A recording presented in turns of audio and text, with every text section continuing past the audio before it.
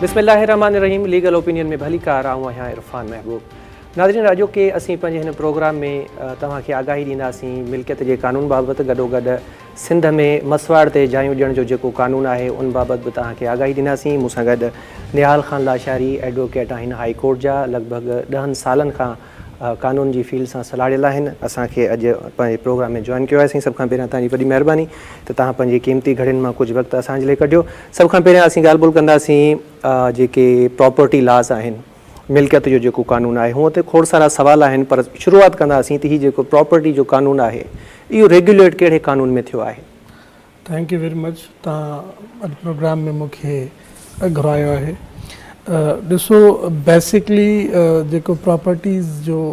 कानून आहे उहे इलाही कानून आहिनि। वैसे जेको प्रॉपर्टी एक्ट आहे असांजो, बेसिकली उन तहत जेके हिन तमामु प्रॉपर्टीज़ रेगुलेट थींदियूं आहिनि ऐं इन सां गॾोगॾु कॉन्स्टिट्यूशन बि असांखे जेको आहे इहो अख़्तियार ॾिए थो पियो त असां किथे बि पाकिस्तान में पंहिंजी प्रॉपर्टी एक्वायर करे सघूं था पिया ऐं प्रॉपर्टी वग़ैरह रखे सघूं था पिया। लिहाज़ा क्वेश्चन सिर्फ़ु इहो आहे त आया उहा प्रॉपर्टी जेका आहे उहा कानून मूजिबि कहिड़े तरह रखी सघिजे थी। डेफिनेटली तव्हां अगरि पंहिंजे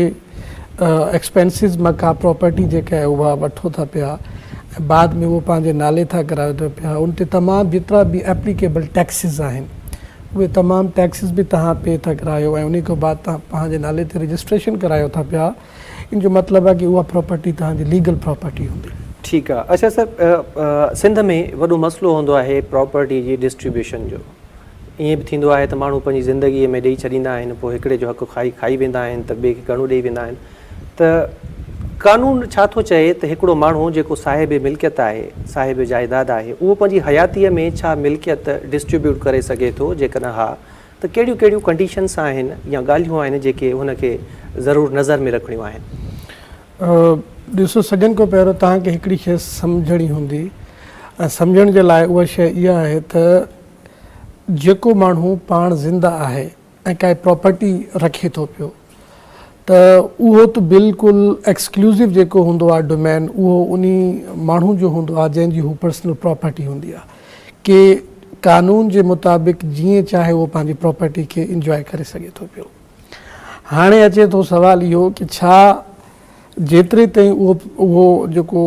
माण्हू आहे उहो ज़िंदा आहे, छा पंहिंजी प्रॉपर्टी कंहिं पंहिंजे वारिस खे ॾेई सघे थो पियो? इन जे मुताबिक़ कानून इहो थो चवे कि भई जॾहिं हू ज़िंदा आहे त हू पंहिंजी प्रॉपर्टी पंहिंजे कानून जे मुताबिक़ डिस्पोज ऑफ करे सघे थो। लेकिन सुप्रीम कोर्ट ऑफ पाकिस्तान ऐं हाई कोर्ट्स ख़ासि तौर ते इन्हनि शयुनि ते ज़ोर ॾिनो आहे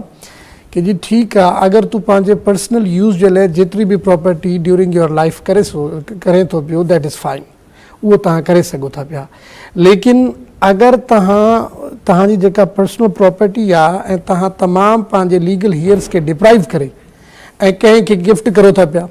या कंहिं ॿिए खे बिना कंहिं मुआवज़े जे ॾियो था पिया, उन जे लाइ बिल्कुलु जेको आहे उहो कानून मना करे थो पियो। ऐं अगरि उहा प्रॉपर्टी पंहिंजी ज़िंदगी में उन माण्हू कंहिंखे ॾेई बि छॾी आहे त सब्सिक्वेंटली कोर्ट ऑफ लॉ में जेको आहे उनखे चैलेंज करे सघिजे थो ऐं उनखे बाक़ाइदा उहा तमामु प्रॉपर्टी जेका आहे उहा वापसि वठी सघिजे थी। सेल करे जेकॾहिं पंहिंजी ज़िंदगी में सॼी प्रॉपर्टी सेल करे सघे, दैट इज़ वैलिड। गिफ्ट नथो करे सघे, गिफ्ट करे सघे थो पियो, लेकिन ईअं न आहे कि पंहिंजे लीगल हेयर्स खे डिप्राइव करे कंहिं अहिड़े माण्हू खे गिफ्ट करे छॾे जंहिंसां उनजो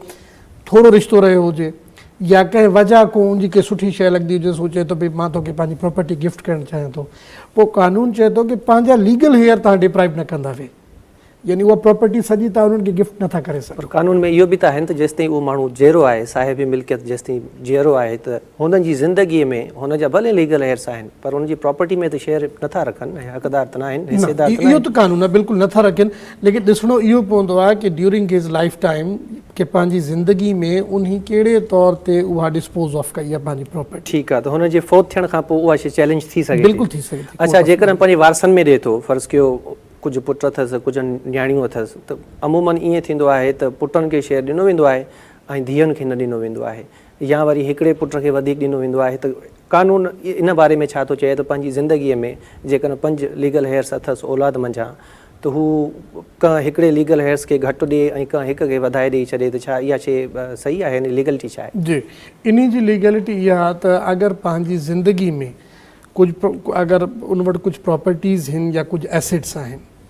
उन्हनि प्रॉपर्टी खे पंहिंजी ज़िंदगी में जेको आहे डिस्ट्रीब्यूट करे वञे थो पंहिंजे ॿारनि जे विच में, ऐं बाक़ाइदा उहा जेका प्रॉपर्टी आहे उन्हनि खे ट्रांसफ़र बि करे ॾेई वञे थो पियो, पोइ चाहे कंहिंजो घटि आहे कंहिंजो ज़्यादा आहे, उहो त उनजो यानी उन शइ खे त तव्हां इलीगल नथा चई सघो, उहो बेशक बिल्कुलु लीगल आहे। लेकिन अगरि बाज़ औक़ात छा थींदो आहे न कि कंहिं बि माण्हू जे असांजे ख़ासि तौर ते सिंध में या पाकिस्तान जी सोसाइटी में इहो थींदो आहे कि माण्हुनि जे मरण जो वेट कबो आहे, छो त पोइ घणा ई माण्हू निकिरी ईंदा आहिनि, पुट चवंदा आहिनि कि जी बाबू असांखे चई वियो सॼी प्रॉपर्टी तुंहिंजी आहे, या स्पेसिफिकली सुठी प्रॉपर्टी खणंदा आहिनि कि हीउ बाबू चई वियो तुंहिंजे, उन शइ में मान्यता। अगरि पंहिंजी ज़िंदगी में हू ट्रांसफ़र करे शेयर्स ॾेई वञे थो, पोइ ठीकु आहे, पोइ इहा लीगल आहे, इनखे प्रोटेक्शन बि आहे लीगल। जेकर कंहिंजो हक़ खाई थो वञे, धीअ खे नथो पोइ त हक़ न थियो न, पोइ त उनजो तव्हां ॾिसो स्वाबदीद थी न, यानी अगरि उहो पंहिंजी ज़िंदगी में कंहिंखे सॼनि पुटनि खे ॾेई छॾे थो पियो ऐं बाक़ाइदा डॉक्यूमेंटेड आहे उहा शइ, पोइ त उहो उनजो पर्सनल जेको आहे प्रोरोगेटिव आहे न, कि जंहिंखे जेतिरो बि ॾे, इन में कानून में का मुमानियत न आहे। अच्छा, हाणे इन में हिकिड़ी ॻाल्हि आहे, जीअं तव्हां ॿुधायो त वरी पोइ चवंदा आहिनि त बाबो चई वियो त फलाणी प्रॉपर्टी आहे उहा तव्हां रखो, ऐं बाद में उनखे नालो ॾिनो वेंदो आहे वसीयत जो। त कानून में जेका विल आहे उनजी लीगलिटी छा आहे वसीयत जी? ॾिसो, बिल्कुलु विल खे कानून जेको आहे उहो रिकग्नाइज़ करे थो पियो, यानी हू चवनि था पिया कि जी विल थी सघे थी पई, लेकिन अहिड़ी विल जेका बदनीयती जे हुजे ऐं उन विल जी बुनियाद ते जेके ॿिया लीगल हेयर्स आहिनि उहे पंहिंजा जेको राइट ऑफ इनहेरिटेंस आहे, जंहिंखे इस्लाम बि चवे थो पियो कि जी तव्हांजो जेको राइट ऑफ इनहेरिटेंस आहे, उन में तव्हां अगरि कंहिंखे महरूम करो था पिया, उहा विल जेका आहे कानून जे नज़र में बिल्कुलु इलीगल आहे। अच्छा, ॿियो सर हिकिड़ो आम सवालु आहे त हिकिड़ो माण्हू पंहिंजी हयातीअ में प्रॉपर्टी विरहाए थो छॾे, पर उन खां पोइ बि हुनजी प्रॉपर्टी बचे थी, हाणे कंहिंखे घटि थो ॾिए, कंहिंखे वधीक थो ॾिए, या जेकॾहिं 4 पुट अथसि, धीअर अथसि, कुझु बि अथसि, उन्हनि मां हिकु ॿिनि खे नथो ॾिए, या कंहिं हिकिड़े खे ॾेई छॾे थो, बाबा हीउ तुंहिंजो हिसो आहे मुंहिंजी मिल्कियत मां, हू मरी थो वञे, उन खां पोइ जेका विरासत थींदी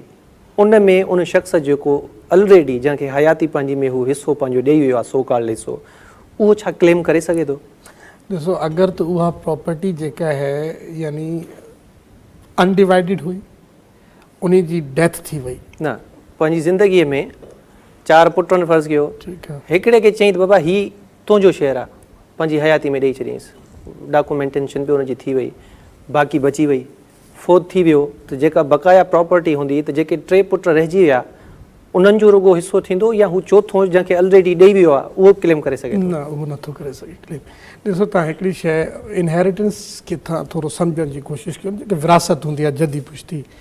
उन में इहो थींदो आहे कि हमेशह विरासत उन प्रॉपर्टी जी थींदी आहे जेका अनडिवाइडिड हुजे, यानी जेसि ताईं उहो प्रॉपर्टी अनडिवाइडेड ई रहंदी जेका रहिजी वई, बिल्कुलु अनडिवाइडिड रहंदी। लेकिन ॾिसणो इहो आहे कि पंहिंजी ज़िंदगी में अगरि उहो मरण वारो शख़्स 4 हिसा पंहिंजे ॿारनि में तक़सीम करे वियो ऐं उन्हनि जा एसेट्स चाहे त कंहिंखे थोरा ॾिनई या घणा ॾिनई, हिकिड़े खे ॾिए थो, चइनी खे नथो ॾिए। अच्छा, बाक़ी 3 महरूम थियनि, बाक़ी न, प्रॉपर्टी आहे 10 एकड़ ज़मीन आहे, ठीकु आहे, हिकिड़े खे ॾेई छॾी, हीउ 2 एकड़ तुंहिंजो हिसो आहे बाबा, बाक़ी जेका पोइ हिते 8 एकड़ बचे थी, फोत थी वियो, ओनर हू ई हुयो, हाणे फोत थियण खां पोइ 3 में त उहो ई डिवाइड थींदो, पर हू चोथों बि त according to section 4 of Muslim family law ordinance, हुनजे लाइ बि सक्सेशन ओपन थिए थी या नथी थिए? उन जे लाइ बि थिए थी पई, उन जे लाइ बि थिए थी पई। इन में रिसेंटली जजमेंट बि आई आहे सुप्रीम कोर्ट जी कि छो त इहो मसइलो अञा ताईं फेडरल शरीयत कोर्ट जे साम्हूं पेंडिंग आहे, लिहाज़ा जेतिरे ते इन शइ खे बिल्कुलु कोई फ़ैसिलो नथो अची सघे, राइट जेको आहे उहो बिल्कुलु थींदो। अच्छा, हिन सेक्शन 4 में हिकिड़ी ॿी शइ बि असां क्लियर कंदा हलूं पंहिंजे व्यूअर्स जे लाइ, त असां वटि इस्लाम में ईअं आहे त जेकॾहिं को माण्हू पंहिंजे पीउ जी हयातीअ में फोत थी थो वञे ऐं बाद में हुनजो पीउ फोत थी थो वञे, त हुनजे ॿारनि खे हुनजी जेको प्रॉपर्टी जो शेयर आहे उहो न मिलंदो आहे, पर हाणे जॾहिं खां हीउ सेक्शन 4 इंसर्ट थियो आहे त उन सेक्शन तहत भले हू पंहिंजे पीउ जी हयाती में फोत थी वञे, पर राइट ऑफ इनहेरिटेंस जेको आहे बरक़रार रहंदो, यानी कि हुनजे पुटनि खे ओतिरी ई मिल्कियत मिलंदी जेतिरो हुननि जो वालिद साहिब ज़िंदा हुजे हुननि खे। अच्छा सर, माइनर खे प्रॉपर्टी गिफ्ट थी सघे थी? बिल्कुलु थी सघे थी, माइनर खे प्रॉपर्टी गिफ्ट थींदी, लेकिन उनी जेके नेक्स्ट फ्रेंड जे थ्रू ईअं आहे कि कोई बि माण्हू जेको आहे उन प्रॉपर्टी में अपॉइंट कयो वेंदो एज अ गार्डियन या एज अ रिसीवर, पोइ उहा जेका प्रॉपर्टी आहे उहा माइनर जे नाले ते हूंदी, जॾहिं हू मेजर थींदो पोइ उन खे जेको आहे इंजॉय करे सघे थो। ऐं इन सां गॾोगॾु उहो जेको रिसीवर अपॉइंट थींदो आहे या जंहिंजे थ्रू उन खे गिफ्ट कई थी वञे, उहो बाक़ाइदा यानी माइनर जेको आहे ॿार उन जे इंट्रस्ट लाइ को बि यानी डिसीशन वठी सघे थो पियो जेको उनजे मुफ़ाद में हुजे। यानी डायरेक्ट त तव्हां अगरि सिर्फ़ु इहो चओ कि डायरेक्ट उन ॿार खे गिफ्ट थिए त ईअं न थींदो, कंहिं वली जे थ्रू उन ते गिफ्ट वेंदी। अच्छा, हाणे जेकॾहिं पीउ पंहिंजे माइनर पुट खे गिफ्ट थो करे त पोइ उनजो वेरी नेक्स्ट फ्रेंड केरु थिए, उनजो रिसीवर केरु थिए? छो जो गार्डन्स टूल आहे पीउ ई थिए थो, पर हाणे पीउ जेकॾहिं प्रॉपर्टी ॾिए थो पंहिंजे हिकिड़े पुट खे एज़ अ गिफ्ट करे ऐं उहो माइनर आहे, उन सूरत में छा थिए? उन सूरत में छो त जॾहिं बि पीउ मरंदो आहे न, उनजो गार्डियन जेको कोर्ट हूंदी आहे, बाद में कोर्ट थींदी आहे। बिल्कुलु। पर हाणे पीउ ज़िंदा आहे, जी, उहो प्रॉपर्टी ॾियणु चाहे थो माइनर सन खे, जी, गिफ्ट डीड जे लाइ इहो ज़रूरी आहे त उहा एक्सेप्ट थिए। बिल्कुलु ईअं। हाणे माइनर त एक्सेप्ट नथो करे सघे न, पोजीशन बि हैंड ओवर नथो करे सघे, स्टेट उनमें अची वेंदी आहे, पोइ स्टेट पंहिंजो रोल अदा कंदी। स्टेट को बि माण्हू जेको आहे नॉमिनी करे सघे थी उन जे बिहाफ ते। अच्छा जी। अच्छा सर, हाणे साहिब मिल्कियत माण्हू फोत थी वियो आहे, उनजे फोत थियण खां पोइ हुनजी जेका प्रॉपर्टी आहे उनजी विरासत कीअं थींदी? शेयर कहिड़ा केतिरा ठहंदा? मां तव्हांखे सिंपली सम्झायां थो पियो। हाणे हमेशह हिकिड़ी ॻाल्हि यादि रखो, अगरि त यानी को कंहिंजो पीउ जेको आहे उहो उनजी डेथ थी वई, हाणे उन जा मां थोरो उन खे डिस्क्रिप्शन ॾींदुमि, बाक़ी जेका आहे उहा वीवर पाण सम्झे वेंदा असांजा जेके नाज़रीन आहिनि। ॾिसो, अगरि त हिकिड़ो पीउ जी डेथ थी वञे थी ऐं उन पंहिंजी प्रॉपर्टी छॾे ॾिनी पई थिए, हाणे उनजा लीगल हेयर्स थींदा टे, हिकु धीउ आहे फॉर एग्ज़ाम्पल, ऐं हिकु पुटु आहे ऐं हिकु उनजी वाइफ आहे। ठीकु।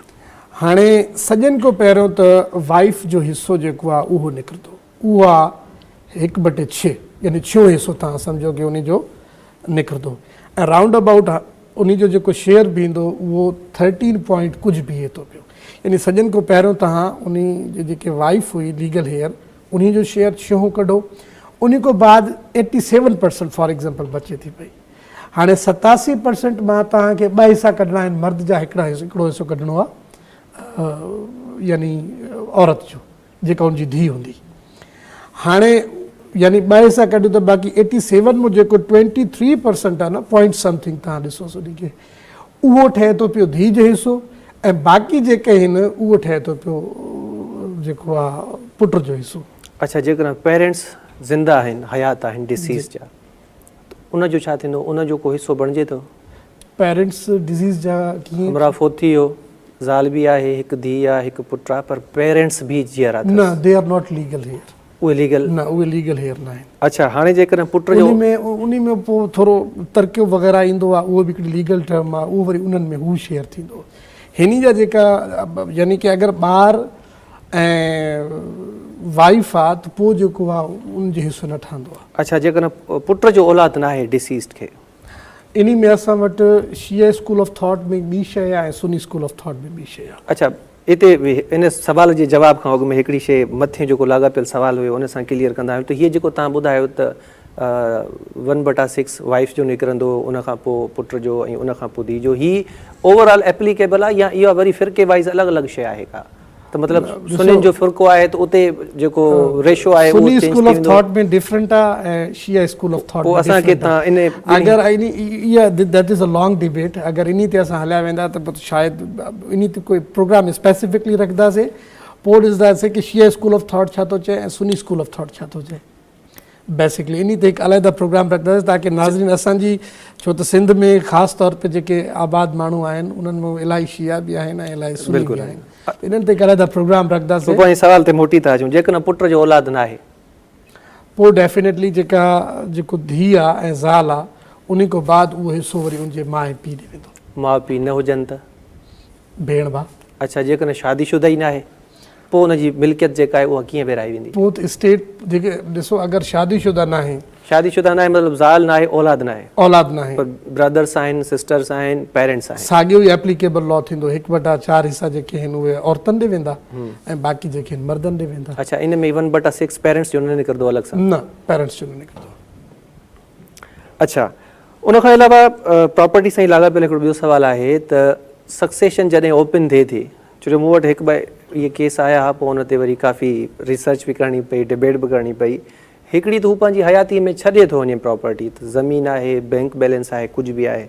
पर कुझु केसनि में ईअं बि थींदो आहे त पाण मरी वियो हमरा पर उन जे पोयां बाद में हुन जी जेको आहे सो पे ऐं पेंशन रिलीज़ थी थिए मिसाल जी ॻाल्हि आहे मुंहिंजो हिकिड़ो केस हुयो उन में स्टील मिल में जेको मुलाज़िम हुयो फायर थी विया पर गोल्डन हैंडशेक तहत उन्हनि खे कुझु पैसा मिलिया हाणे हू फोत थी वियो हमरा सक्सेशन ओपन थी वई सक्सेशन ओपन थी त जेका प्रॉपर्टी अॻु में रखियल हुई सा त ठीकु आहे पर हिकिड़ी प्रॉपर्टी हुन जे फोत थियण खां पोइ थी अचे उन ते कहिड़ो कानून एप्लीकेबल आहे ऐं उन जी विरासत कीअं थींदी तव्हां बहितरीनु क़िस्म जो क्वेश्चन कयो आहे इन में अमेंडमेंट ऑफ सक्सेशन जी बाक़ाइदा प्रोविज़न ॾिनल आहे सक्सेशन एक्ट में ऐं इन ते सिंध हाई कोर्ट जी डिविजनल बेंच जो फ़ैसिलो बि आहे जंहिंजी सरबराही सिटिंग जस्टिस अकील अहमद अब्बासी साहब कई हुई जंहिंमें उन्हनि चयो कि जी काई बि प्रॉपर्टी जेका रहिजी वञे थी पई उन्ही खे तव्हां फ्रेश सक्सेशन में न ईंदा वे ना ई लेटर एडमिनिस्ट्रेशन में ईंदा वे बल्कि साॻी तव्हां अमेंडमेंट ऑफ सक्सेशन जेका आहे सर्टिफिकेट या लेटर ऑफ एडमिनिस्ट्रेशन उनजी दरख़्वास्त ॾेई करे तव्हां अमेंड कराए सघे थो ऐं उन में हिसेदार जेको थियनि था मिसाल खां ते हिकु पुट जो औलाद न आहे त हूअं त वरी ब्रदर सिस्टर्स ऐं पेरेंट्स में बि हली थी वञे ईअं ई आहे त इन में रुगो फैमिली ई जेका आहे उहा फैमिली ट्री ॾिसो हक़दार मां तव्हांखे अर्ज़ु कया न कई सुप्रीम कोर्ट जा अहिड़ा फ़ैसिला आहिनि कि जी कुझु शयूं तरके में ईंदियूं आहिनि कुझु शयूं जेके आहिनि तरके में न ईंदियूं आहिनि अगरि शयूं जेके तरके में ईंदियूं आहिनि न उहो त पोइ चलो ॿी जेका वालदेन आहिनि उनजा डिज़ीज़ जा उन में डिस्ट्रीब्यूट थी सघे थी अदरवाइज़ अगरि जेका ही पेंशन वग़ैरह आहे इहो डायरेक्ट छो त मिल्कियत आहे उन डिज़ीज़ जी त उहा जेका डिज़ीज़ जी डायरेक्ट मिल्कियत आहे त उहो पोइ उन्हनि जे वारसनि जे अंदरि डिस्ट्रीब्यूट थी ठीकु आहे निहाल साहिबु हिते नंढड़े ब्रेक जो टाइम थियो आहे इजाज़त सां तव्हां ब्रेक वठंदासीं नाज़रीन ॻाल्हि ॿोल जो सिलसिलो जारी आहे हिते नंढड़ी साही जो वक़्तु थियो आहे सो ब्रेक खां पोइ ॿीहर मिलूं था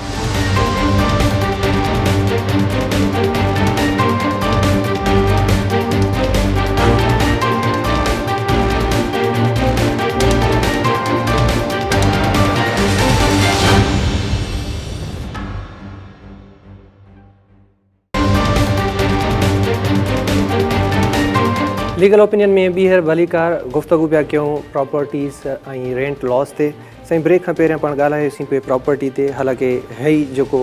सेकंड असांजो ब्रेक खां पोइ असांखे रेंट लॉस ते डिस्कशन करणी हुई पर कुझु सवाल जेके आहिनि प्रॉपर्टी लॉस सां रिलेटेड आहिनि उहे रहिजी विया उन्हनि मां हिकिड़ो सुवाल इहो आहे त छा कोई माण्हू पंहिंजी ज़िंदगीअ में पंहिंजे औलाद खे पंहिंजी मिल्कियत मां बेदख़ल करे सघे थो जंहिंखे असीं चवंदा आहियूं मिल्कियत मां आग करणु कानून में का भी अहिड़ी प्रोविज़न न आहे कि कंहिं पंहिंजे यानी पुट खे या और धीउ खे प्रॉपर्टी मां आग करिजे अहिड़ो को कॉन्सेप्ट आहे ई न बेशक मां त इहो मशवरो ॾींदो आहियां हमेशह माण्हुनि खे भई कि भई अगरि तव्हांखे तव्हांजो बाबो जेको आहे पंहिंजी हयाती में आग बि करे छॾे थो त तव्हां उनखे चओ बाबा ठीकु आहे इहा बि तव्हांजी महिरबानी अच्छा छो त अहिड़ो को कॉन्सेप्ट आहे न दैट इज़ नॉट लीगल ठीकु आहे अच्छा ॿियो हिकिड़ो सुवालु जेको असां खां करंट अफेयर जे असांजे कोऑर्डिनेटर आहे इरफान शाह साहिबु हुन सुवालु कयो आहे त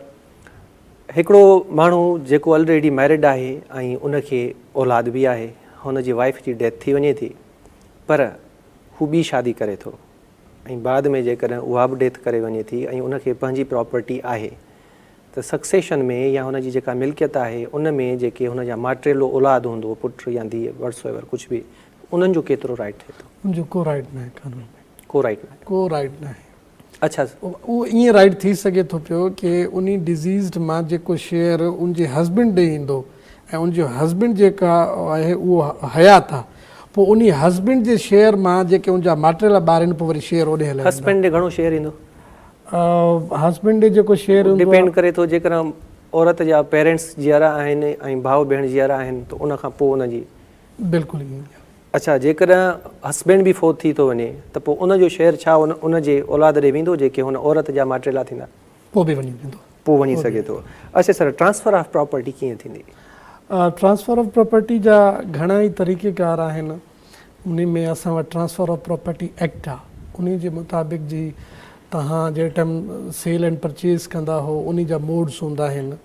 कि जी तव्हांखे जेको आहे पहिरियों सेल एग्रीमेंट करिणो आहे, सेल एग्रीमेंट खां बाद तव्हांखे सेल डीड करणी आहे या कुझु अहिड़ा टाइटल डॉक्यूमेंट हूंदा आहिनि जंहिंजे लाइ तव्हां सेल डीड नथा करे सघो लेकिन उहे ट्रांसफरेबल हूंदा आहिनि। उहे ऑफिशियली कंहिं बि डिपार्टमेंट खां जेके आहिनि उहे ट्रांसफर थींदा आहिनि, just like a district government. ठीकु आहे। अच्छा, फोत थी थो वञे हिकिड़ो माण्हू, मुंहिंजो असल में सवाल इन तरफ़ हुयो त हिकिड़ो माण्हू फोत थी थो वञे त उहा जेका मोरूसी मिल्कियत आहे उहा ट्रांसफर कीअं थींदी? आमतौर ते असां succession certificate, letter of administration, इहे छा आहिनि? Succession certificate and letter of administration जेका आहे उहा हिकिड़े क़िस्म जी कोर्ट जे तरफ़ां अथॉरिटी हूंदी आहे कंहिं बि डिपार्टमेंट खे कि जी जेका स्टेट आहे उहा तव्हां इन्हनि जे नाले ते ट्रांसफर करे सघो था पिया। यानी उन जे मुताबिक़ पोइ अगरि उहा प्रॉपर्टी शहर जी आहे त पोइ रजिस्ट्री थींदी ऐं अगरि ॿाहिरि किथे आहे प्रॉपर्टी त मुख़्तार कार जे थ्रू फॉर्म 7 ते जेके सक्सेशन, लेटर ऑफ एडमिनिस्ट्रेशन इहे बहिराड़ी में बि एप्लीकेबल आहिनि? बिल्कुलु एप्लीकेबल। अच्छा, सक्सेशन सर्टिफिकेट कहिड़नि केसनि में वठिबी या कहिड़े क़िस्म जी प्रॉपर्टी हुजे असां सक्सेशन वठूं, कहिड़े क़िस्म जी प्रॉपर्टी हुजे जो असीं लेटर ऑफ एडमिनिस्ट्रेशन जे लाइ अप्लाई कयूं? तव्हांजी जेका सक्सेशन आहे उहा आम तौर ते जेका आहे उहा फाइनेंस ते थींदी, यानी पैसो हुजे जिथे रखियल पोइ तव्हां सक्सेशन सर्टिफिकेट जेका आहे उहा मूवेबल प्रॉपर्टी चऊं, मूवेबल प्रॉपर्टी, भले उहा कार हुजे, मोटरसाइकिल हुजे, का बि शइ हुजे, मूवेबल हुजे, का बि शइ हुजे। ऐं बाक़ी जेका लेटर ऑफ एडमिनिस्ट्रेशन आहे, लेटर ऑफ एडमिनिस्ट्रेशन जेका आहे उहा इमूवेबल प्रॉपर्टी जे मथां ग्रांट कयो वेंदो आहे। अच्छा, हाणे ॿिन्हिनि जा डिफरेंट सेक्शन आहिनि, हिकु 378 आहे, हिकु 372 आहे। हाणे पर उन में अमेंडमेंट बि थी आहे त जेको लेटर ऑफ एडमिनिस्ट्रेशन ऐं सक्सेशन सर्टिफिकेट आहे उहा डायरेक्ट एक्सेस आहे फ़िलहालु नादरा वटि, ऐं उते बिल्कुलु तव्हां नादरा में वञी करे तव्हां इहो तरीक़ो टाइम त घटि हुयो पर हाणे इन ते आया आहियूं त इहो असांखे तव्हां ॿुधाए बि छॾियो त सक्सेशन ऐं लेटर ऑफ एडमिनिस्ट्रेशन जे लाइ असां किथे अप्लाई कयूं, उनजो तरीक़ो कहिड़ो आहे? ॾिसो, स्पेशल एक्ट आहे असां वटि जंहिंजे ज़रिए उन्हनि अथॉरिटी ॾेई छॾी आहे नादरा खे। यानी तव्हां पहिरें फेज़ में नादरा खे अप्रोच कंदा वे, उते उन्हनि सेल पंहिंजा मुक़ररु करे छॾिया आहिनि। तव्हां उते जीअं वेंदा वे उनजी हिकिड़ी यूजुअल फ़ी आहे, उहा तव्हां फ़ी पे कंदा वे। उन खां बाद तव्हांजी जेका बि फैमिली ट्री आहे उन में जेको आहे उहो पाण नादरा में तव्हां रिकॉर्ड जमा कराईंदा वे। अगरि त तव्हां में को ऑब्जेक्शन नथो अचे त नादरा जेको आहे उहो तव्हांखे सक्सेशन सर्टिफिकेट या लेटर ऑफ एडमिनिस्ट्रेशन जेका आहे उहा ग्रांट कंदी।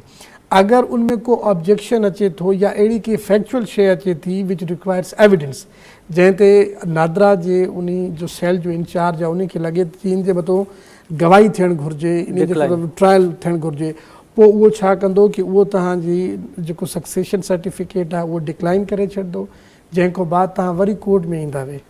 ऐं कोर्ट खे तव्हां चवंदा वे कि जी छो त डिक्लाइन कयो आहे उन्हनि ऐं उन्हनि पंहिंजे चवनि था कि जी असां वटि अख़्तियारात न आहिनि, हाणे लिहाज़ा तव्हां ग्रांट कयो, त उन खां बाद कोर्ट जेको आम तौर ते ग्रांट कंदो आहे। अगरि कोई ऑब्जेक्टर अचे थो पियो, यानी कोई अहिड़ो आहे त तकरारी माण्हू अचे थो कि भई हिन प्रॉपर्टी ते मुंहिंजो राइट बीठे थो, पोइ हू सूट में कन्वर्ट थी वेंदो। अदरवाइज़ समरी प्रोसीडिंग्स आहे या सक्सेशन एक्ट। कोशिशि कंदासीं त नेक्स्ट प्रोग्राम में इन ते थोरो लेंदी माण्हुनि खे सम्झायूं त प्रोसीजर कहिड़ो आहे। प्रॉपर्टी सां रिलेटेड लास्ट क्वेश्चन आहे, उनखां पोइ पाण रेंट लॉस तरफ़ वधंदासीं। त जेकॾहिं को माण्हू काई प्रॉपर्टी ख़रीद करे थो त कहिड़ियुनि शयुनि जो ख़्यालु करणु घुरिजे या उहे तमामु इम्पोर्टेंट आहिनि त उन्हनि जो ख़्यालु करणु घुरिजे? ॾिसो, बीइंग मां छो त कानूनदान आहियां ऐं आम तौर ते असांजे कानूनदान जे विच में ऐं इवन कई सुप्रीम कोर्ट ऐं हाई कोर्ट जे फ़ैसिलनि में हिकिड़ो टर्म इस्तेमालु थींदी आहे, मुश्तरी होशियारबाज़। मुश्तरी होशियारबाज़ जो मतिलबु इहो आहे कि जेको ख़रीद कंदड़ आहे उहो पंहिंजो पाण जेको आहे होशियारु थिए कि काई अहिड़ी प्रॉपर्टी छा बैंक में मॉर्गेज त नाहे, यानी वठण खां पहिरियों हू बाक़ाइदा उनजी चकास कराए कि आया ही प्रॉपर्टी रजिस्टर आहे नाहे, कंहिंजे नाले ते रजिस्टर आहे, छा उन माण्हू जे नाले ते रजिस्टर आहे जंहिंखां आउं ख़रीद थो कयां, या इहा प्रॉपर्टी किथे बैंक में मॉर्गेज वग़ैरह त नाहे, या इहा प्रॉपर्टी अॻु में कंहिंखे ख़रीद कयल त नाहे, या इन प्रॉपर्टी जो कोई केस वग़ैरह त नथो हले सघे। इहे जेके बि शयूं आहिनि इन्हनि शयुनि खे बिल्कुलु चकास करण खां बाद उन प्रॉपर्टी खे ख़रीद कजे, छो त इहे ई साॻी जेके तरीक़ेकार आहिनि उहो असांजे सुप्रीम कोर्ट बि हाई कोर्ट बि चयो कि जी ही तरीक़ो आहे कि तव्हां पंहिंजी प्रॉपर्टी खे कानूनी मूजिबि ख़रीद करे सघो था। ठीकु आहे सर, हाणे रेंट लॉस ॾे अचूं त रेंट लॉस जा बैकग्राउंड छा आहिनि ख़ासि तौर ते सिंध में? ॾिसो सिंध में जेको आहे SRPO Sindh rented premises ordinance 1979 1979 में हिकिड़ो आयो कानून असां वटि ऐं इहो स्पेशल कानून इन लाइ जोड़ियो वियो ताकी सिंध में जेतिरा बि मसवाड़ जा इशूज़ आहिनि ऐं मसवाड़ ते ॾिनल जॻहियुनि जा इशूज़ आहिनि उन्ही खे इन कानून जे मुताबिक़ जेका मसइला हल कया वञनि। उन में ॿ ई जेको इन स्पेशल कानून में ॿ नाला ॾिना विया आहिनि, यानी हिकिड़ो लैंडलॉर्ड जेको मालिक हुजे थो पियो कंहिं बि प्रॉपर्टी, मकान मालिक सवली ॿोलीअ में, सवली ॿोली में मकान मालिक, ऐं हिकिड़ो जेको किराएदार हुजे थो टेनेंट। ऐं ज़रूरी न आहे त मालिक जेको आहे लिखत में ई जेका आहे पंहिंजी मसवाड़ जी जॻह ॾे, यानी बग़ैर लिखत जे बि थी सघे थी पई, लेकिन उनजो जेका स्पेशल जेका उनजी शइ आहे उहा इहा कि मसवाड़ तय हुजे। ठीकु, अच्छा, ज़रूरी न आहे त लिखत में ॾिजे, ज़रूरी न आहे। अच्छा, पोइ मसवाड़ ॾियण जो कानूनी तरीक़ो कहिड़ो आहे? मसवाड़ ॾियण जो कानूनी तरीक़ो इहो आहे कि जी तव्हां पहिरियों त कैश ॾींदा वे, अगरि तव्हां को फॉर एग्ज़ाम्पल जेको आहे उहो मालिक मकान आहे नथो वठे, यानी उन जो इहो आहे कि जी आऊं हाणे जेके आहे इहो न वठंदुमि, अगरि टेन्योर पूरो थी वियो जेतिरो बि उनजे दरमियान में चाहे लिखत में हुयो या लिखत में न हुयो उहो मां नथो वठांसि ताकी मां इनखे मजबूर कयां ख़ाली करे, पोइ तरीक़ो जेको आहे सेक्शन 8 ऐं 10 में ॾिनल आहे कि तव्हां सॼनि खां पहिरियों जेको आहे उन खे वञी करे अप्रोच कंदा वे, अगरि उहो डिनाए करे थो पियो तव्हां वेंदा वे रजिस्टर पोस्ट जे ज़रिए मनी ऑर्डर उन ॾे कंदा वे, हिकिड़े दफ़ा कंदा वे नथो वठे, ॿिए दफ़ा कंदा वे नथो वठे, टे दफ़ा करे थो नथो वठे, पोइ उन खां बाद तव्हां सेक्शन 10 ऑफ SRPO 1979 में अची करे अदालत खे चवंदा वे, छो त असां सेक्शन 8 जा तमामु मोड्स पूरा कया आहिनि पर हू असांजो मकान मालिक किरायो नथो वठे, लिहाज़ा असां डिफ़ॉल्ट खां बचण जे लाइ सेक्शन 10 में तव्हां वटि दरख़्वास्त आई आहे कि तव्हां हुकुम ॾियो कि असां अदालत में जमा करायो। अच्छा, मसवाड़ ते ॾिनल जाइ ख़ाली कराइण जो कानूनी तरीक़ेकार कहिड़ो आहे? असां वटि त आमतौर ते इहो थींदो आहे पहिरीं त ख़ाली कजांइ, महिरबानी कजांइ। ॾिसो इहो त शराफ़ जेको शरीफ़ नफ़्स इंसान हूंदो, मूंखे बि चए उहो त शायदि ख़ाली करे वञे, पर अक्सर जेके आहिनि माण्हू उहे ख़ाली न आहिनि कंदा, छो तूं घणो कुझु सोचींदा आहिनि कि जी हिते सेटल थी विया ॿियो टियों, लेकिन at the end of the day आख़िर में मकान मालिक जेको आहे उहो ई हक़ीक़ी जाइदाद जो मालिक हूंदो आहे, लिहाज़ा तव्हां उनखे मजबूर नथा करे सघो कि असांखे अॻिते जेको आहे इन खे किराएदारी ते इहे ॾे, मसवाड़ ते ॾे। लेकिन अगरि त मालिक मकान कंहिं पंहिंजे